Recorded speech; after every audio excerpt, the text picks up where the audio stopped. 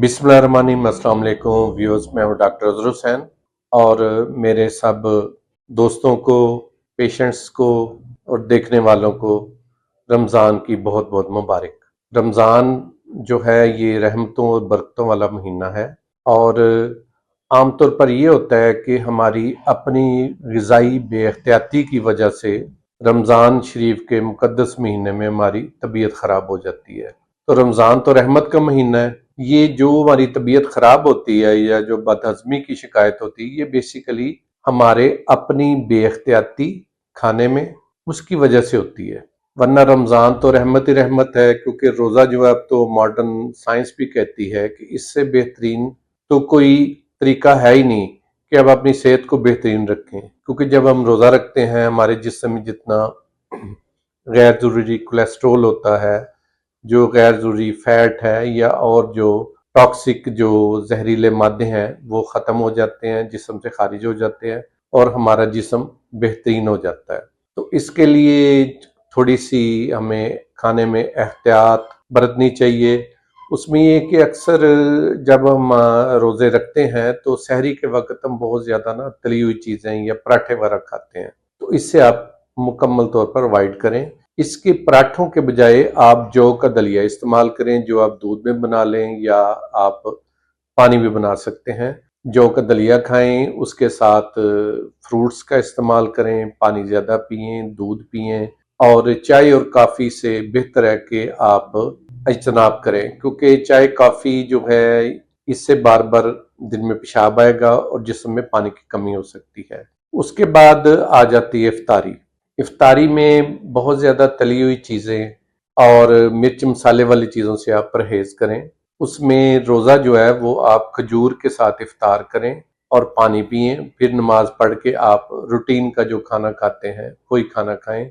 इसमें बहुत ज़्यादा जो तली हुई चीज़ें हैं, जिसमें पकोड़े हैं, इस तरह की चीज़ें हैं, वो आप के जिस्म में जाकर एकदम से ग्लूकोज का लेवल बढ़ाएंगी और उससे बदहज़मी भी पैदा हो सकती है। इसके अलावा जो सोडे की बोतलें हैं, कार्बोनेटेड वाटर जो है वो तेज़ाबियत पैदा करता है और ग्लूकोज का लेवल यकदम बढ़ाता है।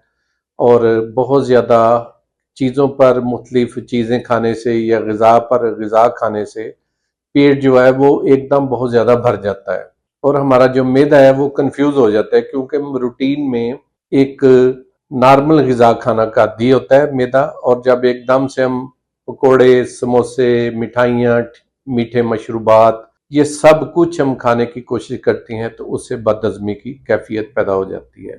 तो इसलिए पेट को एकदम से भरे ना और पानी का इस्तेमाल ज़्यादा करें और फलों और सलाद का इस्तेमाल करें, नॉर्मल रूटीन वाला खाना खाएं। तो अगर आपको रमज़ान के महीने में बदहज़मी की शिकायत हो जाती है, पेट फूल जाता है या मैदे में तेज़ाबियत हो जाती है, तो इससे परेशान होने की ज़रूरत नहीं है। ये इवन अगर आपको कॉन्स्टिपेशन हो जाती है, कब्ज़ हो जाती है, क्योंकि पानी की कमी हो जाती है तो इससे कब्ज़ हो सकती है, तो इसमें होम्योपैथिक की एक बहुत ही बेहतरीन दवाई है जिसका नाम नक्सोमिका है। तो आप किसी भी होम्योपैथिक स्टोर से नक्सोमिका 200 की बॉटल खरीद लें। रोज़ा खोलते हुए इसमें से आप 3 से 4 कतरे इफ्तारी के बाद आप 1 चम्मच पानी में डालकर दिन में एक बार पिएं, तो इंशाल्लाह आपको बदहज़मी भी नहीं होगी, पेट भी नहीं फूलेगा और किसी भी ग़िज़ा जो है मुकम्मल तौर पर हज़म होगी और किसी तरह का हाजमे का कोई मसला नहीं होगा। इसके साथ साथ अगर कब्ज़ बहुत ज़्यादा आपको हो जाती है रमज़ान में, तो फिर इसके साथ एक और होम्योपैथिक मेडिसिन है ब्रायूनिया। तो आप ब्रायूनिया 200 की बॉटल ले लें, उसमें से 4 या 3 कतरे 1 चम्मच पानी में मिलाकर इसके साथ वो भी पी सकते हैं।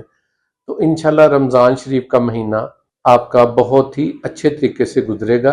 बाकी इसमें एहतियात ये है कि आप खाने जो हैं वो एकदम से ना खाने शुरू कर दें, मुनासिब खाएं और जो घरेलू ग़िज़ाएं वही ज़्यादा इस्तेमाल करें, जिसमें जो हमारा घर में खाना पकता है वही खाएं, रोटी चावल वो खाएं। इसके अलावा फलों का इस्तेमाल करें और बाज़ारी चीज़ों से ख़ुसूसन परहेज़ करें। अपनी दुआ में याद रखिएगा। बहुत शुक्रिया। अल्लाह हाफ़िज़।